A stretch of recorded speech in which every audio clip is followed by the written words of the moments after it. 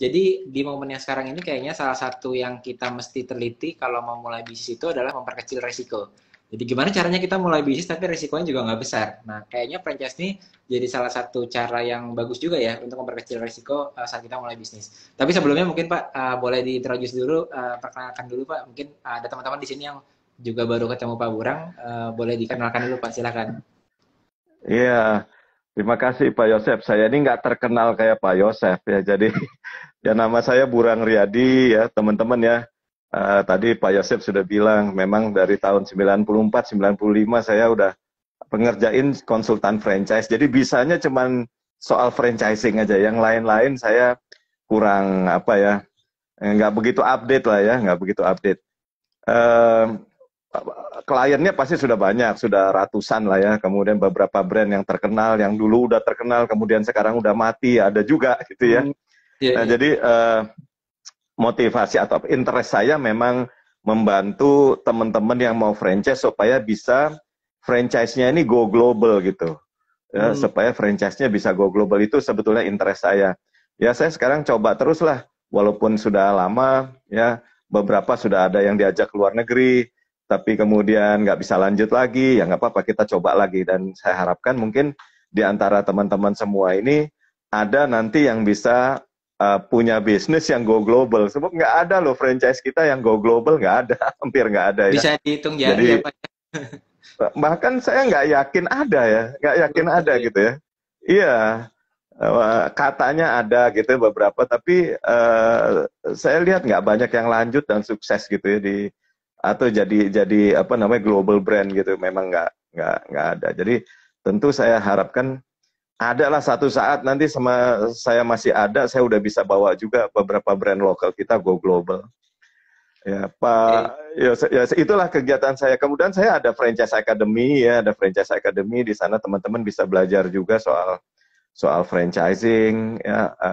Kemudian ada workshop-workshop juga nih minggu depan ini juga ada workshop gitu. How to franchise your business yang memang sudah saya kerjakan lebih dari 20 tahun. Ya, please Ya, join deh kalau gitu kalau memang ada menarik ini. banget juga Hmm. ya kalau ngomongin franchise ini kan kita kayak ngomongin dua sisi yang berbeda nih. Ada seorang yang jadi franchisornya, tapi juga ada isu-isu buat mereka yang lagi mau milih franchisee-nya gitu ya. Franchise Jadi ya. Ya. agak beda kalau misalnya kita kalau ngelihat mau mulai bisnis itu kan kadang-kadang kita milih alternatifnya ada apa aja ya. Sekarang yang lagi banyak tuh adalah keagenan. Kalau dari online semua orang rekrut reseller gitu ya, banyak banget ya. Atau ada juga Hmm. yang kita sering lihat sekarang tuh orang mulai bisnis kepikiran anak muda bikin startup gitu misalnya ya. Tapi ternyata banyak yang belum mengerti betapa besar potensial dari si membuat franchise ini juga atau bahkan join sebagai franchisee-nya gitu. Nah, itu Oh ya. sebetulnya apa sih Pak kalau kita mau mulai bisnis yang membuat kita tuh aku kayaknya tertarik nih untuk mulai sebagai seorang franchisee gitu Pak dibandingkan dengan alternatif lainnya. Mungkin dari situ dulu boleh Pak. Oh ya, terima kasih Pak. Ini Pak Yosef nih ahlinya di digital marketing ya. Kemudian apa namanya? Tadinya pengen ajak kita ngobrol soal inflasi sama post pandemik ya Pak ya. Tapi saya nggak punya data Pak mengenai itu ya. Tapi memang ini berkaitan. Saya apa namanya? Mungkin kita berkaitan lah dengan pertanyaannya Pak Yosef tadi. Bagaimana sih kalau dari sisi calon franchise itu mau mulai bisnis franchise itu apa namanya inspirasinya seperti apa gitu kan ya Pak ya. Berkaitan sama sekolah bisnisnya Pak Yosef juga nih. Jadi memang seperti yang Pak Yosef tadi sampaikan bahwa kalau kita ini apa memang antisipasi namanya resiko gitu ya. Kita franchising adalah salah satu caranya. Artinya membeli franchise gitu karena sebetulnya atau seharusnya gamenya itu adalah orang yang mau mulai bisnis itu uh, pasti butuh bimbingan kan, betul nggak ya Pak ya? Butuh bimbingan lah ya. Kalau kita mau mulai bisnis, kita nggak tahu apa-apa, apalagi bekas apa namanya kita pensiunan dari pegawai misalnya, atau kita berhenti kerja misalnya, atau bahkan kita dari sekolah belum punya pengalaman apa-apa, kerja belum, bisnis belum, terus kita mau mulai bisnis. Bagaimana ya caranya? Pasti kita perlu yang namanya bimbingan. Nah, the beauty of franchising ini adalah bahwa kita ini ketemu sama franchisor ya orang yang menjual franchise itu yang nantinya akan membimbing kita gitu. Nah ini jadi kan kalau tadi konteksnya Pak Yosef tadi meminimalis resiko. Nah, di sini aja kita sudah mengurangi resiko gitu ya. Artinya apa? Nomor satu, ada yang bimbing kita, ngasih tahu kita how to start, mulai dari misalnya ya, mulai dari kalau misalnya milih tempat yang bagus yang di mana sih? Nah, ini kan ada orang yang kasih tahu, bener nggak ya, Pak Iya. Joseph ya? Kemudian mulai lagi apa lagi misalnya? Oh, saya kalau ngurus izin-izinnya gimana ya? Nah, ya ada lagi franchisornya kasih tahu sama kita, ya toh, oh gini ngurus izinnya gitu kan. Jadi kita nggak tiba-tiba nanti didatangin Satpol PP lah, ya toh. Jadi ini memang sudah dibimbing oleh si franchisornya. Berikutnya lagi apa lagi Pak pertanyaan kita? Pertanyaan kita ini nanti gimana ya desain outletnya kita? Ya. Yang bagus layoutnya seperti apa ya? Ya kan? Nah, yang kayak begini-begini ini ya, franchisor sudah punya pakem. Dan apa orientasinya? Orientasinya adalah membuat bisnis kita itu potensi jualannya jadi tinggi dan juga efisiensi, artinya keuntungannya juga lebih besar. Ya, nah, ini franchisor kasih tahu, misalnya ya teman-temannya gini, misalnya kita mau bikin kedai kopi deh gitu ya, misalnya kita mau bikin kedai kopi nih yang kayak ya yang lagi populer sekarang kekinian itu ya. Saya lihat kemarin di klien saya, waktu saya bantu dia bikin kedai kopi ya, saya lihat layoutnya dia itu terlalu lebar. Kemudian caranya dia naruh bahan-bahan bakunya itu terlalu terpisah-pisah. Jadi misalnya sirupnya ada di sini, kopinya ada di sebelah sana, ya. Nah, kalau orang baru mulai, ya, dia nggak ngerti bagaimana melayout tempatnya itu, bener nggak? Ya. Akhirnya dia butuh 2 orang untuk ngerjain bikin kopi. Saya bilang, coba Pak, kita deketin semuanya, mejanya kita bikin agak rapat, ya kita nggak perlu 2 orang loh, 1 orang udah cukup. Ya. Artinya ngerjain klik sini, balik badan udah bisa ngerjain yang lain. Nah, dengan begini aja dia udah ngurangin 1 orang.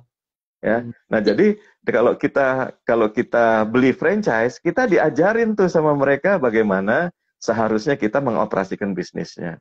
Oh, ada lagi nih yang kita biasanya kejeblos nih Pak kalau kita mau mulai bisnis. Beli peralatan. Ya kan?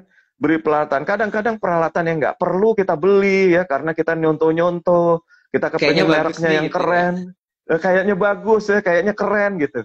Padahal nggak perlu. Ya kalau ada franchisor, ya dia akan ngasih tahu kita, oh ini loh list yang Anda mesti beli, kan gitu kan kira-kira ya. Dan jadi seterusnya dan seterusnya. Kalau dibandingin sama katakanlah sistem keagenan, mungkin keagenan sekarang dan reseller juga banyak yang udah nyediain trainingnya gitu di awal produknya. Atau bisnis opportunity juga mereka nyediain training belajarnya tapi buka sendiri deh sana gitu ya. Tapi kalau franchise lebih dalam ya sebetulnya ke peralatan dan layout tadi ya. Oh ya, sebetulnya sih gini, sebetulnya common practice ya, entah itu franchise, entah itu keagenan, entah itu pokoknya yang bentuknya kemitraan itu, seharusnya kan yang namanya yang punya brand, harusnya atau yang punya prinsipalnya ini, harusnya kan memberikan support, segala macam support agar mitranya ini sukses, kan gitu kan? Benar nggak Pak? Kalau misalnya contohnya kayak reseller atau keagenan, ya reseller keagenan mungkin sekarang yang diajarin adalah caranya jualan gitu, betul kan? Ya, tetapi kalau kita misalnya sudah sampai misalnya jadi retail, artinya ada tokonya, kita juga harusnya sih diajarin juga bagaimana caranya melayout, caranya display, saya kan begitu diajarin. Ya, jadi ini sebetulnya common practice. Franchising is actually common practice bagaimana, nah filosofinya ini. Nah, ini yang kemarin saya bilang sama Pak Yosef kemarin tuh. Saya sebetulnya kepingin nyampaikan filosofinya ini kepada teman-teman, how to start your business gitu. Ya, jadi filosofinya ini harusnya membuat mitra kita ini sukses. Makanya teman-teman ya, kalau mau cari franchise apa sih yang bagus? Nah, bolak-balik orang selalu tanya begitu. Benar nggak? Franchise apa sih yang bagus gitu kan? Nah, saya bilang begini, dulu saya juga bertanya yang sama pada partner saya di Amerika pada saat saya mulai partneran jadi konsultan ini. Saya dititipi sama pengusaha-pengusaha di Indonesia untuk membeli brand-brand franchise di Amerika. Kemudian saya mulai tanya sama partner saya di sana, how to choose a good franchise, saya bilang gitu. Terus mereka bilang, kalau mau cari franchise yang bagus, nah nih ya teman-teman ya, kalau mau cari franchise yang bagus, carilah franchisor yang ada training center dan R&D-nya. Nah, carilah franchise yang ada training center dan R&D-nya. Training center ini artinya apa? Artinya si franchisor ini dia akan melatih, ya, ini artinya begini, bukan dia pokoknya sekedar ngelatih 15 hari atau melatih 1 minggu, kemudian dia dilepas, bukan. Tetapi artinya dia melatih mitranya untuk bisa menjadi pebisnis yang sukses. Itu sebabnya kalau teman-teman baca, ya bergoogling atau baca, kan ada yang namanya Hamburger University-nya McDonald's, benar nggak? Yeah. Ada yang namanya Dunkin Donut Academy, ada yang namanya Coffee University ya di Australia. Jadi ada Reebok University. Jadi memang orang-orang yang melakukan kemitraan yang serius ya, yang sukses atau serius dan berorientasi sukses, dia harus membuat mitranya ini jago bisnisnya, jago mengoperasikan bisnisnya. Nah, itu sebabnya saya bilang teman-teman saya bilang kalau kita cari franchise yang bagus, coba dia lihat training centernya. Sebagus apa training centernya katanya. Ya, dan itu kalau itu bagus, ya beli deh bisnisnya kata dia. Nah, ini kan kita jadi untung nih, kita beli sesuatu ada ilmunya ya. Diajarin cara jualannya, tapi di franchise itu kita dapat sistemnya yang paling penting ya. Mungkin kadang-kadang orang bingung ya, Pak, sistem itu dapat apa sih gitu ya.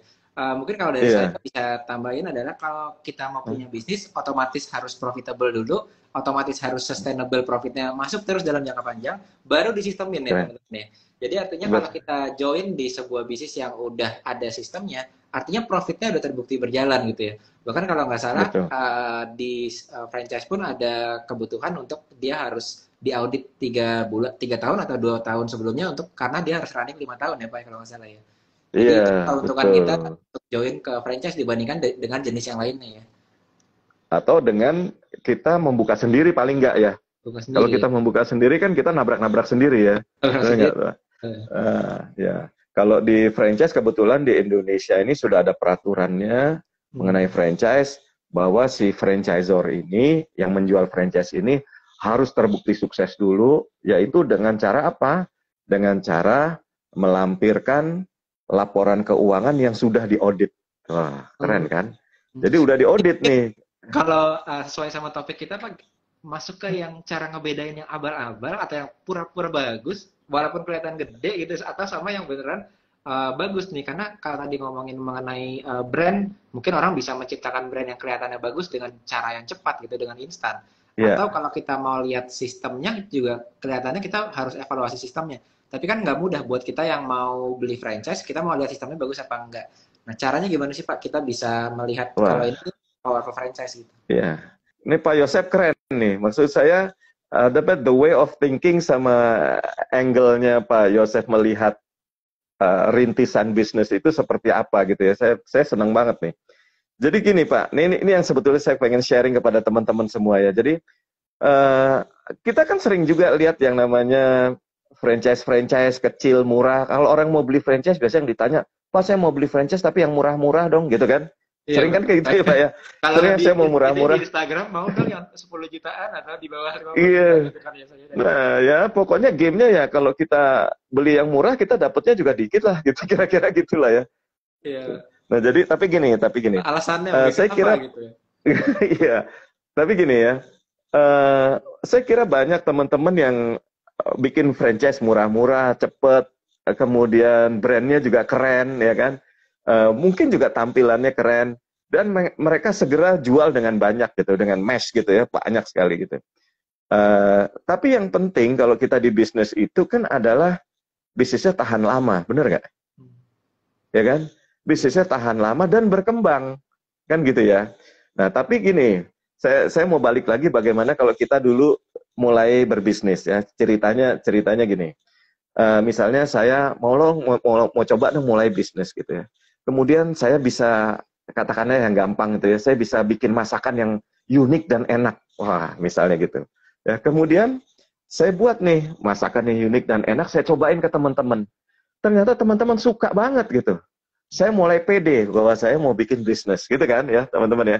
Artinya saya mulai buka outletnya, saya mulai jualan. Tapi karena saya belum pengalaman, saya coba mulai belajar-belajar. Ya, saya belajar-belajar, buka YouTube, ikut kursus ya. Tetapi kursus ada baca-baca buku, ya. Tapi buku yang saya baca, yang karena yang populer, itu adalah buku-bukunya Robert Kiyosaki misalnya. Ya, saya ikut seminarnya Pak Tung Desem misalnya. Ya toh? Ya, di mana kita dimotivasi. Tapi yang dimotivasi apa? Yang dimotivasi untuk kita bisa kaya raya. Benar gak? Dan saya termotivasi itu. Saya senang lihat ada orang dari from zero to hero gitu kan. Akhirnya saya termotivasi bagaimana saya bisa cepat kaya. Ya. Saya nggak mikirin masakan saya lagi nih. Nggak mikirin produk saya yang unik lagi gitu kan. Tapi bagaimana cepat kaya. Dan kemudian saya lihat, di pameran franchise ternyata jualan gitu gampang nih. Orang mau gitu. Apalagi kalau harganya murah mau. Yang udah saya jual franchise saya. Padahal outlet saya belum juga 1 tahun. Nggak pakai royalti ya Pak ya? Nggak pakai royalti gitu kan. Tanpa royalti. Yang penting bayar. Nah, habis ikut jualan begitu, misalnya saya ikut pameran, saya jualan di sana. Disitulah saya dapat uang banyak, saya rasanya happy banget. Ya. Tapi ada PR saya sebetulnya. Yang tadi saya bilang, filosofinya apa kita punya bisnis nih. Filosofinya itu kalau kita punya kemitraan adalah membuat mitranya sukses. Pertanyaannya, apakah saya sekarang udah siap membuat mitra saya sukses? Padahal outlet saya baru juga coba-coba. Pengalaman juga belum ada gitu. Tapi hari ini saya happy bawa duit gitu. Nah, inilah yang saya bilang fenomena, ya, ada franchise yang serius ngebangun empire bisnisnya, yang serius ngebangun brand bisnisnya, tapi ada yang memang orientasinya cepat dapat duit. Gitu. Ya, nggak ada yang salah, memang ini pilihan, namanya juga ilmu kita IPS ya Pak ya. Saya tahu nih dari kalau kita ngeliat ke Franchise Expo gitu ya, kayak Pak Burang ini dari tahun kapan itu ada terus di Franchise Expo gitu kan, karena ngikutin terus dari awal-awal gitu. Nah, itu kan ada fenomena tuh Pak ya, kalau di sana tuh kita ngelihat yang, wah ini udah banyak nih yang ngambil franchise itu tuh, terus kita langsung berapi-api gitu, wah ini saya juga harus ngambil nih berarti gitu ya. Tapi kita sebetulnya hanya pengen karena animonya aja di situ. Padahal kita nggak lihat fundamental franchise-nya itu bagus apa enggak sebetulnya. Betul, nah, iya. Jadi memang kita mesti seleksi. Ya, makanya kita memang mesti seleksi seperti apa franchisor-nya. Nah, tadi cerita saya tadi itu adalah satu fenomena bagaimana orang yang jual franchise seperti itu gitu. Iya. Yang penting dapat member ya, banyak kelihatannya ya. Yang penting dia dapat member, bener ya. Nanti saya bilang sama, ini kebetulan pameran franchise itu dari awal yang menginisiasi saya 20 tahun yang lalu, saya yang mulaiin gitu. Jadi dengan organisernya memang kami bekerja sama untuk bangun pameran franchise tiap tahun. Nah, saya bilang sama teman-teman organizer ini peserta ini 2-3 tahun depan atau 2 tahun lagi mungkin dia udah nggak ikutan pameran lagi. Kenapa? Karena franchisee-nya udah pada banyak yang komplain sama mereka. Iya kan? Karena banyak yang ditinggalin. Wah, ini franchisor-nya bohong dan sementara si yang jual franchise sudah buka brand baru lagi, jualan yang lain lagi. Nah, biasanya yang kayak begini nggak akan tahan lama, artinya nggak akan terus-terusan begitu gitu ya. Nah, jadi sekali lagi ini yang saya bilang fenomena yang ada sekarang. Tapi saya lihat ada fenomena brand-brand lokal kita juga yang memang serius ngebangun brandnya, ngebangun bisnisnya, ya. Kayak, nah ini kayak saya boleh sebut brand nggak ya? Boleh pasti. Biar jadi. Boleh ya. Kayak misal jadi motivasi teman-teman lah ya. Coba misalnya lihat air minum biru. Cuman jualan air minum isi ulang aja gitu ya. Air minum isi ulang yang buka tutup udah beratus-ratus perusahaan. Tapi dia dari dulu waktu kami baru kerja sama konsultasi dengan mereka, dia baru 6 outlet gitu, padahal belum ada, malah kurang dari 6 outlet. Sekarang outletnya udah lebih dari 550. Itu sempat sampai keluar negeri juga ya Pak ya? Sekarang dia buka di Santa Monica di Amerika. Kenapa dia buka di sana? Karena dia berpikir begini, ini orang serius banget kan? Karena dia berpikir gini, kalau nanti Indonesia air kerannya udah bisa diminum kayak di luar negeri, ya. Air kerannya udah bisa diminum. Ini bisnis saya masih laku apa enggak ya? Itu kepikirannya dia. Maka dia bikin pilot project dulu. Dia coba dia bikin laboratorium. Dia buka outlet di Santa Monica, Amerika. Dan kemarin dia kasih videonya kepada saya. Ya setiap weekend tuh banyak tuh orang-orang sama anaknya, keluarga-keluarga sama anaknya bawa galon, isi di sana. Ya sama juga kayak di sini gitu. Nah, jadi kan siapa yang punya yang punya komitmen terhadap bisnisnya, begitu sayang sama bisnisnya, begitu sayang sama brandnya, kemudian dia lanjutkan itu. Dia nggak serta-merta bikin banyak brand, nggak. Wah, Dia punya bisnis karena yang banyak lain. yang begitu ya. Iya, Iya, dia punya bisnis yang lain gitu ya, tetapi itu adalah apa namanya financial management strateginya dia aja gitu. Ya dia harus main di properti misalnya, oke, ya daripada dia nyewa-nyewa, dia main di properti dan seterusnya gitu. Tetapi dia sayang sama brandnya dan dia bangun brandnya. Banyak yang kayak begini ya, brand-brand lokal kita kayak misalnya Hoka-Hoka Bento, ya sama juga. Dari dulu sampai sekarang ya memang dia bangun brandnya gitu. Sampai Tapi orang gimana pikirnya Pak dari luar Ustadz? negeri. Kita yang kadang-kadang berpikir, saya sendiri kalau datang ke tempat kayak ke Franchise Expo itu ngeliat, wah ini udah ada beberapa brand nih dia punya nih, pasti bagus nih gitu ya. Padahal belum tentu Ya. semuanya udah lama gitu juga kan, atau belum tentu semuanya sudah Nah, proven juga gitu ya. Nah, iya. gimana cara kita untuk membandingkan seperti air minum biru yang dia satu, tapi dia benar-benar fokus ngerjainnya sampai sebegitu rupanya gitu Pak. Ya, nah untuk itu pasti gini ya teman-teman ya. Kalau kita nih mau beli franchise, kita harus harus menginvestigasi franchisornya juga gitu. Hmm. Bener nggak? Yang Iya. kita investigasi itu ya tentu proven track record sama karakternya dia, Hmm. ya kan? Ada juga franchisor dari perusahaan besar, local brand, saya kasih tahu local brand ya. Hmm. Tapi waktu saya ngobrol sama si ownernya ini dan outletnya udah ratusan. Tapi waktu saya ngobrol sama si ownernya, sama si franchisornya ini, dia bilang sama saya begini, Pak, kalau saya punya franchise, saya batasin Pak keuntungannya mereka, katanya. Jangan Hmm. sampai mereka untungnya terlalu besar, kata dia. Loh, Hmm. saya bilang, kok bisa kayak begitu ya? Hmm. Iya Pak, nggak apa-apa, kata dia. Kalau brand kita udah besar begini, yang nyari kita banyak kok, kata dia. Nah, ini attitude nih, teman-teman. Benar Hmm. nggak? Attitude. Jadi kalau saya bilang, kita yang mau beli franchise, ya kita investigasi juga. Hmm. Paling ya, nomor satu, kita lihat proven track record. Nomor dua, ini kan tadi Pak Yosef kan tanya gimana kita investigasinya gitu kan. Iya. Nomor dua Pak, kita tanya mitra-mitranya dia yang udah jadi, udah jalan, puas apa enggak? Hmm. Bener nggak Pak? Ya Iya, toh? benar. Nomor tiga, kita ngobrol lah sama franchisornya. Kan kalau kita ngobrol sama franchisor tuh kadang-kadang hati kita ada klik, ada nggak klik gitu ya Pak ya. Nah ini kita lihat nih filosofi kita sama nggak sama dia gitu. Ya Hmm. toh? Ada franchisor yang misalnya terlalu ngebual gitu, ngomongnya gede gitu kan. Udah kelihatan, wah kita mungkin nggak cocok ya. Tapi ada juga ada juga orang yang terlalu diem, apa-apa dirahasiain. Iya, Nah, iya, susah juga kalau kita iya, kerjasama sama orang yang seperti itu gitu kan. Ya iya. kita mau kalau ada franchisor yang memang mereka serius, sincere, tulus gitu untuk bikin franchise-nya sukses. Nah, kita lihat deh sarananya, ada training center enggak, Dan bagaimana distribusinya, dan seterusnya, dan seterusnya. Gitulah kira-kira Pak Yosef. kalau sebagai franchisee, mungkin kalau sebagai franchisor, maka kita ke depannya kita berpikiran, aku nanti mau bangun bisnisku ini, brandku ini sebagai franchisor, mungkin bisa ke luar negeri kayak tadi yang air minum biru gitu. Tapi permainan atau game kita sebagai seorang franchisee ini ada berbeda lagi. Mungkin kalau kayak saya bilang, mungkin kayak investor dia punya portfolio gitu ya. Mungkin si franchisee ini dia punya portfolio juga atau seperti apa sih Pak the game-nya sampai dia bisa besar gitu. Mungkin banyak orang kan hanya melihat dari sisi franchisornya aja gitu Pak. Iya, jadi kan kita balik lagi deh, kita liatin si apa namanya kuadrannya Robert Kiyosaki itu kan, ya kan kita lihat lagi kan, kita bisa dari apa namanya, dari kita kan pertama kali business owner dulu dong, gitu Iya. dong, ya kan. Jadi kita beli franchise di situ, kemudian kita tahu oh jalannya begini, kita udah bisa, artinya apa namanya strategi berbisnisnya itu kita udah paham, apalagi kita diajarin sama franchisornya, apalagi kita punya teman-teman franchisee juga gitu, ada yang gagal ada yang sukses, kita belajar dari situ akhirnya kita udah bisa ngelepas nih, kita punya bisnis franchise sekalipun kita franchisee ya, Hmm. bisnis franchise kita bisa lepas, kita taruh ke kepala toko di situ, kita Oh, tahu caranya monitor kepala toko, benar nggak ya Pak? iya, Kemudian kalau sudah sukses satu, kalau kenapa saya nggak beli satu lagi ya, iya, saya iya. beli satu lagi.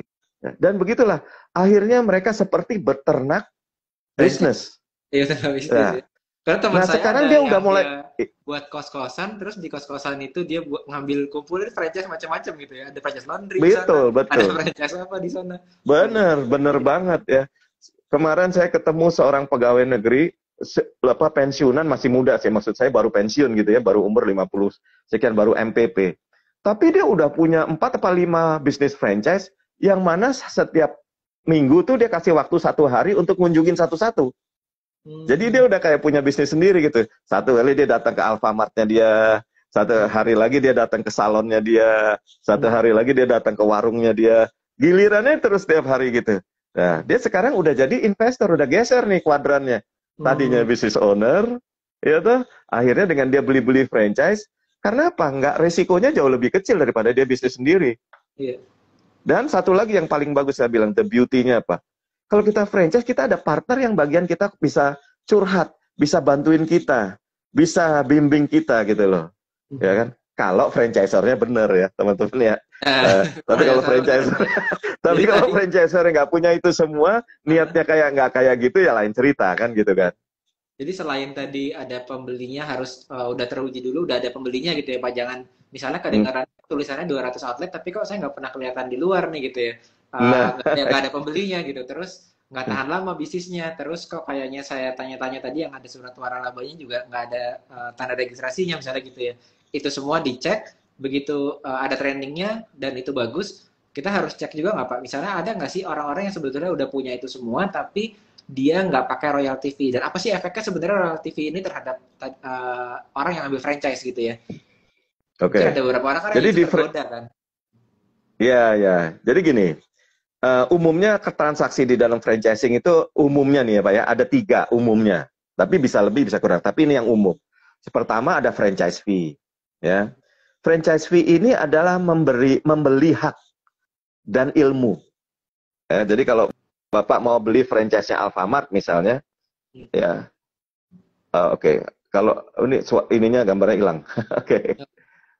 Kalau misalnya mau beli franchise-nya Alfamart atau franchise-nya apalah warung abnormal misalnya ya. Jadi dengan kita membayar franchise fee, kita dapat hak untuk membuka bisnis itu satu, ya kan? Kemudian setelah kita dapat hak, kita diajarin lagi bagaimana caranya berbuat atau menjalankan bisnis itu. Nah, inilah yang kita bayar untuk franchise fee. Biasanya untuk periode tertentu, apakah 3 tahun atau 5 tahun gitu ya. Tapi ini nggak ada aturannya. Umumnya 5 tahun. Nah, Hmm. itu satu transaksi yang pertama. Yang kedua adalah royalty fee. Royalty fee ini sebetulnya bagi hasil. Bagi hasil atas apa? Bagi hasil satu atas penggunaan hakinya dia, hakinya Hmm. si franchisor. Ya, jadi karena franchisor ini punya intellectual property, kemudian dia juga maintain, artinya dia rawat, bagaimana intellectual property-nya itu bisa berjalan baik, dia promoin, dia bikin value-nya itu tambah bagus gitu. Nah, Hmm. dengan franchisor melakukan itu, maka kita membagi apa namanya punya transaksi yang namanya bagi hasil. Hmm. Paham ya, Mas? Hmm. Artinya apa gini, teman-teman ya? Kalau eh, kalau yang namanya franchisor ini dia nggak pernah ngerawat brandnya, dia Hmm. nggak pernah monitor, dia nggak pernah kasih konsultasi, pantas nggak kita bayar royalty fee? Nggak Jangan pantas kalau kan? bisa ya nggak pantas ya. Ya, nggak pantas kan gitu ya. Jadi royalty fee ini kita dapatkan karena ada kontribusi dari mereka pada saat kita menggunakan brand atau sistemnya mereka. Ya Hmm. paham ya maksud saya kan? Ya. Nah, sebaliknya saya tanya, kalau outlet saya lagi rugi, ya, saya bayar royalti apa enggak? Nah, di dalam perjanjian kan ditulis, selama kita pakai brand, selama kita pakai sistem, kita harus bayar royalti. Tugasnya franchisor apa? Tugasnya franchisor support kita yang tadi itu, monitor, training, bimbing, konsultasi, ya toh, Ya. promosi. Nah, ini adalah tugasnya si franchisor. Tugas Hmm. kita adalah apa? Ikutin SOP-nya, ya toh, kemudian aktif di dalam menjalankan bisnisnya kita. Jangan males-malesan kita jalinin bisnisnya kita sendiri kan gitu kan.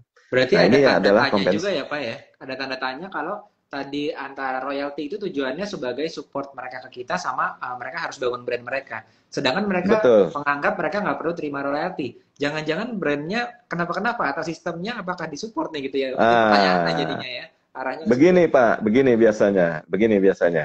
Jadi gini, kalau ada franchise yang nggak pakai royalti, Hmm. ya Hmm. nggak pakai royalti, berarti dia hidup dari mana? Nah, kan pertanyaan Baik. kita kan, dia hidupnya kan tiap bulan, ya kan? Berarti dia cuma hidup alternatifnya, apakah dia hidup cuma dari jual franchise dapat franchise fee aja? Hmm, ya, ya. Artinya apa? Kalau dia nggak jual franchise, Nggak Berarti ada nggak ada franchise yang nggak masukan ya? dibeli, berarti dia nggak punya income. Oh, nggak ada Kalau income dia ya? nggak punya income, apa dia bisa support kita? Hmm. Bener nggak? Ya kan? Alternatifnya itu. Atau alternatif yang kedua, dia dapat income dari markup bahan bakunya. Iya, iya, iya.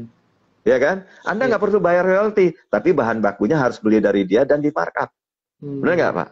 Iya, iya. Nanti kalau yang kayak begini ini, ya biasanya franchisee ini cerdik-cerdik licik, Pak. Iya, apalagi Franchisee ini. sekarang ya udah dunia online kayak gini semuanya bisa Di di-serve dunia ya. online begini kan, mulailah dia cari bahan baku yang lebih murah dari franchisor.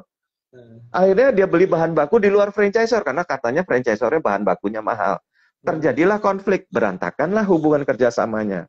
Jadi Hmm. kalau saya pikir ya Pak, Malah jadi banyak yang kayak gagal misalnya ya gini, juga akhir-akhirnya ya. betul. Nah, ini saya cerita Alfamart Indomart, boleh ya? Iya, iya, boleh, Alfamart boleh. sama Indomart, ya. Alfamart sama Indomart, ya kan? Pak Yosef pasti pernah dengar juga kan? Kalau Alfamart itu, kalau kita buka minimarket itu, 30% itu barangnya Indofood, Pak. Benar Hmm. nggak? Kalau kita buka minimarket, 30% itu barangnya Indofood. Benar kan? Hmm. Jadi kalau Indomart, dia punya Indofood. Benar nggak? Ya Hmm. kan? Tapi kalau Alfamart nggak punya. Hmm. Padahal dia harus jual Indofood gitu. Jadi Hmm. gimana caranya? Dia pergilah ini ke pabriknya Indofood. Pak, saya mau dong jualan itu, kata Alfamart. Katanya Indofood, kamu belinya harus lewat grosir saya atau distributor saya gitu. Nah, tapi Hmm. kalau dia beli lewat distributornya, dia dapat barangnya kan mahal, Pak. Betul nggak, Pak? Iya, iya. Dapat barangnya mahal kan? Nah, jadi caranya gimana kalau saya mau dapat barang semurah Indomaret, kata dia. Hmm. Ya beli aja yang banyak kayak Indomaret. Oh gitu. Nah, ya kan? Ah. Beli yang banyak kayak Indomaret. Akhirnya dia harus beli banyak barang itu supaya dapat harganya murah. Benar nggak kan? Sebab kalau dia nggak dapat harganya murah, kalah bersaing Alfamart sama Indomaret. Iya, iya. Iya kan? Indomaret Hmm. pasti lebih murah. Alfamart pasti lebih mahal kan gitu kan? Jadi Hmm. Alfamart harus mati-matian beli barang yang banyak supaya bisa dapat murah. Setelah Hmm. dia dapat murah juga, ya, nah antara franchisor sama franchisee, dia harus jual barangnya ke franchisee itu nggak boleh mahal-mahal, nggak Hmm. boleh markup mahal-mahal. Kalau nanti di markup mahal-mahal, Alfamart jadi nggak bisa jual murah kan? Nggak bisa Hmm. bersaing sama Indomaret, Di bener nggak pasar Pak? jadi kalah ya, di pasar di depan customer Kalah kan dia jadi di kalah. pasar, betul. Makanya Nah, Alfamart dulu pakai yang namanya zero margin. Jadi kalau dia beli barang bahan baku dari supplier Rp10, maka dia dorong barang ke franchisee juga Rp10 gitu. Bahkan Hmm. kalau dia punya volume diskon, ya dari Rp10 dia dapat diskon lagi Rp1. Jadi dia beli barang Rp9, dia kasih juga ke franchisee Rp9 gitu. Ya, Hmm. toh nanti habis itu bagi hasil dari apa? Dari royalti.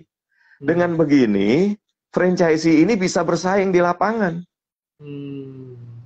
Kalau enggak Jadi kalah, Pak. jadi Gitu. aneh kalau ada yang mereka yang justru markup si bahannya tadi karena salah satu supportnya dari si franchisor justru harusnya membantu si franchisee dapat barang yang paling bagus ya, peralatan yang paling Ya, murah yang paling paling efektif. murah dan bisa bersaing di lapangan kan gitu Iya, kan. banget. Hmm. Nah, cuman memang ada kayak misalnya barang-barang yang eksklusif nggak dijual di tempat lain. Ya itu dia punya luxury itu di situ Ya, gitu. seperti kalau Ya, kita ya F&B nggak punya ada saingan. resepnya sendiri lah, mereka ada resep A, resep Iya, B-nya, ada kata rahasianya gitu ya. iya. Yang memang mungkin di Indonesia nggak dijual barang begituan misalnya gitu ya. Nah itu bisa aja dia begitu. Tapi begitu ada pesaing ya dia harus bikin franchise-nya sukses. Pokoknya Jadi tadi filosofinya itu tuh Pak. iya, kelihatannya simpel tapi ternyata teman-teman ini kayak sistem tadi itu kan hanya perusahaan yang sudah profitnya bagus dalam jangka panjang yang bisa buat sistem. Jadi itu memudahkan tadi kembali lagi ke resiko teman-teman mulai bisnis. Kalau ngambil mereka udah punya sistem. Kedua, udah punya brand. Mungkin ini juga terdengar simpel tapi kalau teman-teman jualan barang yang mungkin marginnya kelihatannya tinggi dari supplier tapi dia nggak punya brand di pasar, jualannya juga susah banget sebenarnya ya. Jadi punya Bener. brand yang bagus itu sebetulnya value yang besar yang bisa ditawarin dari si franchisor juga sebetulnya ya. Jadi Betul. Justru itulah sebetulnya jualannya dia kan. dan yang tadi terakhir juga training center ya itu penting banget ya Pak. Jadi ada juga saya pernah lihat dia yang udah ngambil franchise, udah join training centernya, udah ngedapat semua materinya, cara marketingnya dan programnya udah tahu semuanya, keluar buat franchise baru lagi dengan nama yang kurang lebih ya sama lah gitu ya. Tapi ternyata nggak berlangsung Nah, dengan bagus gitu ya. Ternyata dia nggak sadar bahwa betul. bisnis itu perubahannya dinamis dan cepat banget ya Pak ya. Bener. Ya bukan itu aja. Jadi gini loh teman-teman ya. Kenapa kok UKM nggak bisa atau UKM kok susah banget ya naik kelas gitu. Hmm. Atau UKM kok susah banget ya franchise-nya jadi besar. Ya kan gitu ya. Yeah. Karena gini Pak, karena kalau kita punya franchise, punya outlet toko yang mau di-franchise-in ya Pak ya, itu ternyata, ini kan tokonya yang di-franchise-in, tapi ternyata backup di belakangnya ini juga harus lengkap kan. Contoh misalnya, kalau produknya bikin sendiri berarti dia harus punya rumah produksi. Iya kan? Rumah produksinya kalau makin banyak kan harus makin efisien, benar nggak Pak ya? Makin kualitasnya harus bisa terjaga. Jangan misalnya bikin produksi banyak-banyak tapi kualitasnya makin turun, kan parah, benar kan? Jadi harus punya rumah produksi atau pabrik lah gitu ya. Nanti begitu banyak lagi dia harus segini. Dari bahan bakunya itu harus ada yang bisa ngirim ke outlet. Outletnya makin banyak, makin tersebar, dia harus punya distributor yang canggih. Benar nggak Pak?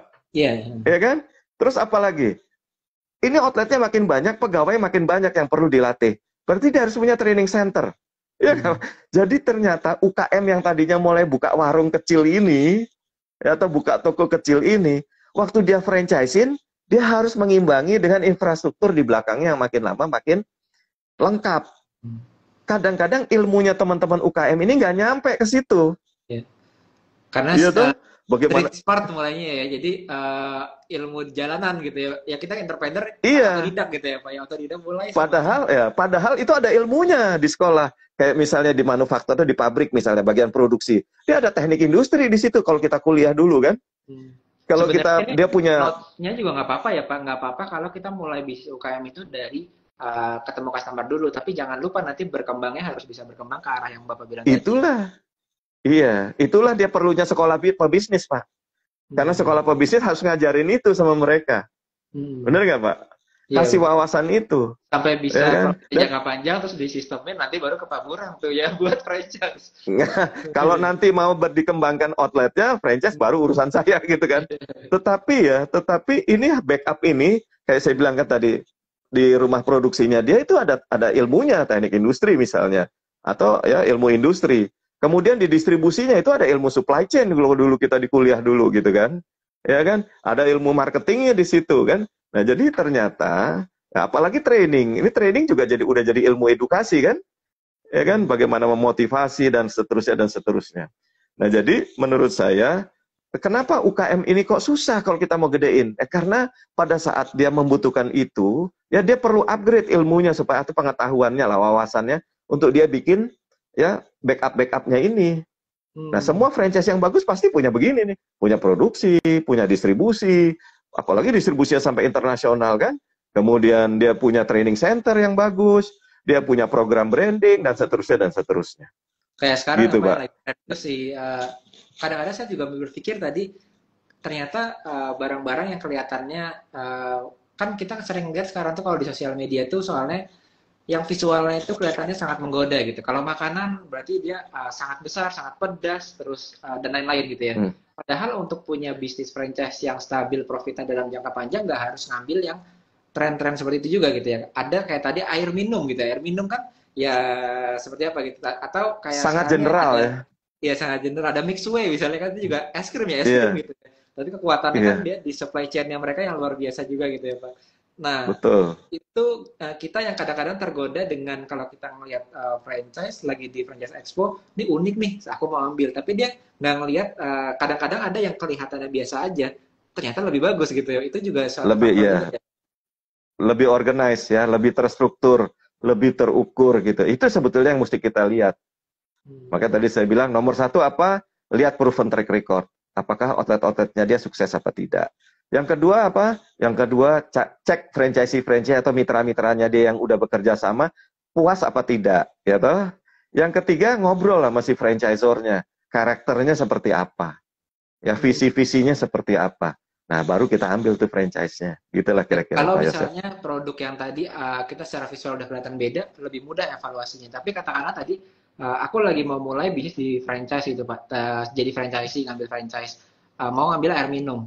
Kelihatannya secara kasat mata kan sama nih, tapi walaupun kalau kita dari sisi yang developnya pasti kita tahu uniqueness-nya apa dan lain-lain. Tapi kan ini kan kita yang lagi mau ambil franchise-nya atau franchise spa misalnya ya, spa ya kurang lebih sama gitu, kelihatannya dari sisi orang yang mau beli gitu Pak. Terus kita gimana caranya sebagai orang yang mau beli franchise ini menggali perbedaan itu gitu Pak? Atau kita harus nanya ke mereka Kak? Atau kita harus experience datang ke outletnya untuk tahu perbedaan atau seperti apa sih Pak? Untuk yang general Exactly tadi. Pak, seperti itu. Seperti itu yang saya bilang namanya kita investigasi calon franchisornya. Hmm. Kita investigasi dia, kayak apa sih sebenarnya manajemennya gitu. Jangan Hmm. cuman kelihatan apa namanya kelihatan indah wajahnya aja gitu loh, kelihatan Hmm. indah outletnya aja. Ya, Hmm. tapi kita memang harus investigasi gitu. Mesti ngobrol sama dia. Jangan buru-buru ini, jangan buru-buru apa namanya bikin keputusan. Saya lihat kemarin di pameran franchise ada yang nantang-nantangin. Wah, kalau Bapak nggak bisa bikin keputusan sekarang, berarti Bapak bukan pebisnis, kata dia. Iya. Gesek Pak uang mukanya, katanya sekarang. Uang muka gesek. Nggak bawa uang saya, pakai kredit card bisa Pak, kata dia. Aduh, saya bilang, dahsyat ini kan. Dahsyat, betul. Saya bilang, kita mau jangka panjang, mau punya bisnis ya, sebaiknya kita punya hubungan yang baik lah sama mitra kita. Demikian juga mitra sama franchisornya gitu. Gitu Pak, kira-kira Pak. Jadi kalau kita mau ambil franchise, sebetulnya mungkin tadi kan ada range harganya itu banyak tuh Pak. Tadi di awal kita bilang bahwa kalau yang murah-murah mungkin dapatnya nggak banyak, tapi apakah betul mitosnya kalau yang mahal pasti bagus? Atau yang murah juga ada sebenarnya yang bagus Pak? Nah, Ya, gimana tuh? Mungkin saya belum, katakanlah saya masih kerja, saya afford-nya belum terlalu yang besar-besar gitu. Dan mungkin ini juga jadi pertanyaan saya sih. Mungkin si franchisor ini ada seperti levelnya dia. Aku udah baru pemula franchise, jadi franchisee, atau udah naik level franchisee, ngambil beberapa franchise, lalu udah naik level lagi gitu, yang ngambil yang lebih besar lagi ya, skalanya gitu. Sekarang Pak Burang kan udah ya. ngeliat banyak banget soalnya dari franchisee ini. Ada nggak sih Pak karakter-karakter franchisee itu? Oke, yang pertama tentu gini, siapa dulu yang mau beli? Kitanya nih ya. Kalau Hmm. kita mau beli franchise atau mau beli franchise itu karena kita mau pindah gantungan hidup, Hmm. artinya kita mau berhenti kerja, mau jadi pebisnis, ya. Yang Hmm. kita ukur tentu apakah hasilnya itu bisa menghidupi kita apa tidak. Hmm. Benar nggak, Pak? Iya. Tetapi kalau kita ini sambil kerja, saya mau belajar bisnis lah gitu ya. Saya mau belajar bisnis sambil kerja gitu, karena saya punya waktu lebih gitu. Kalau saya bilang ukuran kita cuman return-nya lebih bagus dari investasi yang lain. Apakah itu deposito, apakah itu bunga kredit gitu. Kalau return-nya itu lebih bagus, ya nggak apa-apa kita masuk begitu. Tapi kadang-kadang begini loh teman-teman ya. Kita mau bisnis yang katakan 20 juta lah gitu ya. 20 juta bisnisnya apa? Gerobak lah. Ya nggak? Gerobakan lah gitu kan. Tapi saya investasi, di situ saya punya modal 20 juta. Kemudian saya setiap bulan dapat penghasilan bersih nih, ya 1 juta rupiah. Bagus nggak teman-teman? Ya bagus banget. Iya. Mana ada orang taruh uang 20 juta, dapat duit setiap bulan 1 juta rupiah. Kan bagus sekali returnnya, benar nggak? Iya. Ya, tetapi, apakah dengan 1 juta itu kita bisa hidup? Di Jakarta macam begini, inflasinya Hmm. lagi naik, semuanya lagi naik. Apa 1 juta itu bisa hidup? Hmm. Kalau 1 juta itu nggak membuat kita secure, nggak membuat kita safe gitu, ya pasti kita akan mencari peluang-peluang yang lain. Benar nggak? Hmm. Ya kan? Akhirnya kalau kita dapat sesuatu yang lebih bagus lagi, bisnis yang ini bisa kita tinggalin ini. Hmm. Ya kan? Jadinya kan nggak sustain gitu, nggak last Hmm. longer. Bukan yang nggak bagus, bagus gitu. Tetapi kalau nggak mencukupi, ya nanti akhirnya kita tinggalin. Inilah yang banyak terjadi sama bisnis-bisnis gerobak. Kenapa kok nggak bisa sustain? Hmm. Karena kalau begitu orangnya dapat opportunity untuk penghasilan yang lain yang lebih bagus, ya dia tinggal lah itu gerobak gitu kan. Hmm. Jadi batu Gitu. Nah, lompatan jadi ya. jadi batu lompatan ya, jadi batu lompatan. Jadi sekali lagi kalau kita mau buka bisnis yang mau kita franchisein, mau gerobak-gerobak situasinya nanti kayak begitu, gitu Hmm. ya. Maka waktu dulu misalnya sama Pak Hendy, waktu pertama-tama dulu awal masih gerobakan kebab Turki Baba Raffi itu. Ya kan saya bilang sama beliau, saya bilang begini, Pak jangan jual, kan investasinya 50 juta pada waktu itu. Saya bilang, kalau kita jual apa namanya franchise-nya Baba Raffi, kita jual jangan beli satu, dia harus beli 6, saya bilang gitu, atau beli 4 gitu Hmm. loh. Iya. Jadinya dia punya, ya setiap gerobaknya dia punya, artinya totalnya dia bisa dapat uang yang cukup lah buatin akhirnya dia serius ngerjain apa namanya gerobaknya dia yang 4 itu kan gitu kan Hmm. Pak. Nah jadi ini faktornya kita milih gitu. Hmm. Jadi kalau kita mau pindah kerja atau kita mau totally kita mau bisnis ya carilah yang hasilnya bisa menghidupi kita. Ya kan gitu kan. Artinya berapa untuk kita bisa hidup? Misalnya aja 8 juta rupiah lah kira-kira gitu. Ini survei saya sih begitu. Ya bilangnya dengan 8 juta itu kita udah bisa hidup ya. Tentu anaknya jangan banyak-banyak tentunya ya, Pak ya. Tapi 8 juta 8 juta kita bisa hidup gitu. Jadi carilah misalnya bisnis yang di atas 8 juta hasilnya. Satu gitu. Tapi kalau kita mau iseng-iseng tanda petik iseng atau kita mau belajar bisnis gitu. Saya bilang ya udah ambil yang returnnya lebih bagus daripada investasi yang lain. Tapi pasti, ya kita harus bikin lagi, apa beli lagi gitu, supaya enak dapatnya kan, benar nggak Pak? Dan memang the first franchise itu likely kita mungkin nggak langsung bisa jadi perfect juga ya. Jadi mungkin untuk kita Pasti. pertama kalinya jalan nggak apa-apa kita belajar dan lain-lain untuk kelola Nggak walaupun kita apa-apa. sudah didukung dengan macam-macam itu ya. Tapi kita tahu bahwa Betul. nanti kita ngambil franchise yang lebih bagus lagi, yang lebih sustain lagi kita bisa gunakan buat hidup itu ya. Iya.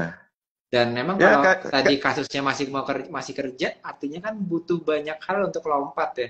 Salah satunya nggak cuma ilmunya aja cara jualannya, tapi juga sistemnya seperti apa juga perlu dipelajari ya. Apalagi tadi Pak Burang bilang banyak banget elemen-elemennya dalam sebuah bisnis kan. betul. Iya benar Pak, kayak gitu. Jadi apa ya? Jadi gini lah, buat saya gini loh. Kalau kita ini ilmunya IPS Pak, bukan IPA. Kalau IPA kan pasti gitu ya. Kalau IPS Oh, kan IPA. apa aja boleh, semuanya benar gitu Iya, ya. iya. Jadi Iya. maksud saya nggak apa-apa mau ambil yang kecil-kecil dulu gitu, nggak apa-apa selama kita punya komitmen dan serius kan gitu ya. Ya tetapi ya konsekuensinya kita tahu. Bisnis itu pasti ada resiko, kita udah tahu itu. Iya, iya, iya. Iya nggak Pak? Even itu franchise. Iya, betul, betul. Iya kan Pak? Justru Karena kalau yang yang namanya nggak punya berbisnis, resiko, untung besar dan instan, itu harus hati-hati ya. hati-hati ya. Tapi gini, kita Iya, iya. begini teman-teman ya. Teman-teman gini ya. Kenapa bisnis kita itu gagal? Hmm. Faktornya ada 3. Yang pertama, nah ini ya, yang pertama ini faktor yang kita nggak bisa tolak gitu. Nggak, maksud saya gini, nggak bisa atasi. Yang pertama adalah faktor eksternal. Itu di luar kendali kita. Ya toh? Ini risiko kita berbisnis. Misalnya apa? Ada peraturan baru misalnya. Ya, atau misalnya jalan di depan tempat kita dirubah jadi satu arah misalnya. Ya toh? Misalnya ada kompetitor tiba-tiba yang lebih bagus di sebelah kita. Nah, ini kan faktor eksternal, kita nggak bisa bikin apa-apa, benar nggak teman-teman ya? Yang kedua misalnya, nah kedua itu faktor eksternal. Biasanya kita nggak bisa bikin apa-apa. Kalau di franchise, kalau ada situasi begitu, sarannya adalah apa? Pindah lokasi, gitu ya. Ini yang pertama. Yang kedua, bisnis kita itu gagal karena apa? Bisnis kita itu gagal karena faktor internal. Nah ini yang banyak nih. Bisa jadi duitnya kepake, bisa jadi berantem sama partner, bisa jadi nggak ngikutin SOP, bener nggak Pak? Iya, iya. Ini faktor Apalagi di zaman internal gitu. krisis sekarang ya, mereka sulit untuk punya budget buat nafasnya panjang untuk running franchise gitu kan. Wah, udah mau krisis nih, inflasi gitu. Oh, udah nggak ada Nah, napas Bapak lagi. bilang, Pak Yosef bilang inflasi ya dan lain sebagainya itu harga-harga naik itu adalah faktor eksternal. Kita bisa bikin apa-apa, benar nggak Pak? Iya, betul, betul. Ya kan? Nah itu. Tapi kalau itu memang bisa kita atasi, ya artinya memang teratasi. Kayak misalnya pindah lokasi kita bisa mengatasi itu misalnya gitu ya. Atau apalah ya faktor eksternalnya apa harus kita atasi. Nah yang kedua adalah faktor internal. Nah di sini soal manajemen nih Pak. Ini juga banyak yang gagal. Jadi kalau kita tuh gagal, kebanyakan nyalain orang kan gitu Pak. Iya, iya. Nyalain Semuanya franchisornya, pada nyalain kita ya pemerintah, ibaratnya nyalain ya. apa Iya, kan gitu kan Pak. iya, Ya, iya. tapi belum tentu ada faktor yang namanya faktor internal. Ini masalah di dalam manajemennya nggak benar. Nah yang ketiga itu adalah masalah relationship sama prinsipal. Apakah itu supplier, apakah itu franchisor, ya, apakah itu prinsipal kita yang lain. Kalau kita relationship-nya nggak bagus, pasti outlet kita jelek. Benar nggak Pak? Bapak misalnya jadi agen, reseller, nggak relationship-nya nggak bagus nih sama prinsipalnya, ya pasti kita berantakan Pak bisnis kita gitu ya. Franchisee sama juga gitu, ya. Relationship-nya nggak bagus, jadi barangnya nanti telat datang, dijadiin anak tiri lah, minta konsultasi nggak didatengin dan sebagainya dan sebagainya. Jadi 3 faktor itulah Pak kenapa bisnis kita gagal. Cuman yang kita mesti antisipasi jangan sampai faktor internal, karena itu kuasanya ada di kita. Iya, Kita iya. yang pegang kendali, benar nggak Pak? Soal Oke, manajemen itu. pertanyaan terakhir nih Pak, saya penasaran banget sama kalau seseorang itu dia udah mulai franchise, ngambil franchise. Di mana sih dia harus tahu bahwa kayaknya ini nggak cocok buat saya deh gitu. Kak udah jalan, udah beli gitu ya. Karena kan banyak orang yang udah, karena dia udah beli dan harga franchise itu lumayan biasanya kan. Dibandingin dengan misalnya kalau reseller, keagenan, mungkin satu orang bisa ngambil aku jadi agen kue ini, iya, jadi agen ini, iya, jadi agen ini, iya gitu. Karena apalagi ada ya sekarang tuh yang reseller keagenan free masuknya gitu kan. Jadi ya coba-coba aja gitu. Sedangkan kalau franchise ini kan karena yang dibeli itu nggak Antri. sembarangan, ada sistemnya iya dibeli, ada brandnya juga iya dibeli, jadi nggak sembarangan. Akhirnya memang ada biayanya gitu. Tapi pun seseorang harus tahu misalnya dia udah join, udah beli, dan kapan dia harus berhenti. Misalnya nggak berhasil di akun nih, gitu. Apakah ada yang Pak Burang lihat gitu? Apa tandanya supaya orang itu harus coba deh, coba tipe franchise yang lainnya, coba tempat yang lainnya gitu, di franchise yang tipe lainnya gitu. Dan mungkin ada nggak dari story-nya gitu, Iya. dinyoba di franchise ini Iya, nggak berhasil, ternyata di franchise yang kedua berhasil gitu Pak. bisa, bisa. Bisanya tuh gini, gini. Sekali lagi Pak ya. Kalau itu faktornya dari eksternal, dia bisa langsung putusin. Hmm. Ya. Bukan dari dia gitu maksud saya. Misalnya dia udah jalanin SOP-nya, ya, dia udah ikut trainingnya gitu, tapi dia nggak berhasil juga gitu di situ, ya. Nah ini kan ada faktor-faktor yang dianalisa ternyata misalnya aja ya, ternyata produk yang dia jual itu nggak cocok sama marketnya. Hmm. Nah ini kan kesalahan siapa nih?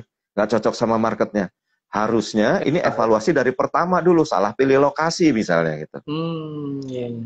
Udah nggak? Nah, jadi kasusnya itu selalu ada gitu. Kita temuin kasusnya dulu. Kayak kita dulu sekolah MBA, Pak. Selalu Hmm. kan kita dikasih dulu. Nomor satu kalau bahas kasus apa? Problem statement-nya apa? Kan gitu dulu kalau gitu sekolah MBA kan dulu gitu tuh. Ya kan? Nah, jadi sekarang kita lihat dulu nih faktornya, kenapa problemnya. Kalau memang nggak bisa kita atasi, ya nggak kita atasi itu juga misalnya bukan masalah teknis aja. Masalahnya nggak cocok sama pribadinya kita gitu. Ya. Oh, kita misalnya caranya harus, ini saya ambil contoh ya. Contohnya misalnya jualan apa agen properti misalnya, ya entah Era, entah Century 21 atau apa.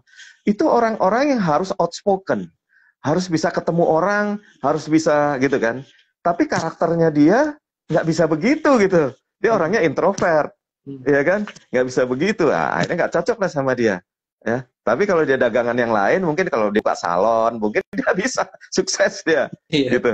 Nah, jadi Atau menurut kayak saya saya Pak, problem state, saya ya. buka salon tapi yang running orang lain gitu. Lalu bisa saya. Kalau introvert saya nggak bisa ke salon. Iya, iya.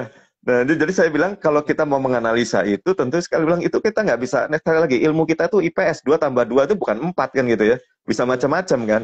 Jadi sekali lagi, akarnya tuh problem statement-nya apa. Nah, dari situlah kita nanti bisa memutuskan apakah kita pindah, apakah kita ada yang kurang, dan seterusnya gitu.